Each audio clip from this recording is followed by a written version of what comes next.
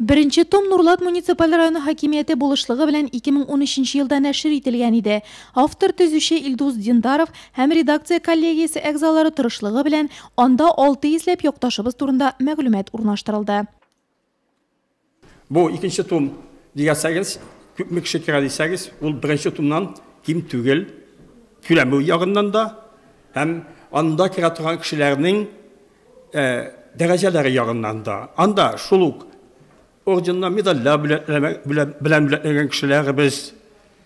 Ondan sonra at kazangan, avul hocalığı at kazangan, ondan sonra bizden körnekli vraçlarımız, tabiplarımız debetiminde, elbette jurnalistler, hem başka bizden türlü taraflardaki zor hizmet koygan kişiler.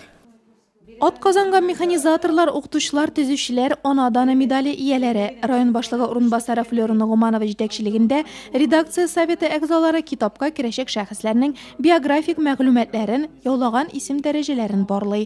Xota jiberga yoramay, kitob kelishak bugunlar uchun tarixiy ahamiyatga ega bosma. Степан Николаевич.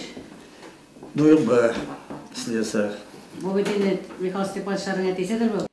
Shunisind aytik, ko'rinakli nurlatlarni kitob bitlarına kirituvchi Tatariston yozuvchilari ham jurnalistlari birligi a'zosi Nurlatning maqtovli grajdanini Ilduz Dindarov ko'pdan tugul Ballur qalam konkursi qisovlarida bo'laklandi. Vatanim Tatariston gazetasi xabarchisi Tatariston Respublikasi Premyer-ministri Aleksey Pisoshin qo'lidan fidokor xizmat uchun medalini oldi.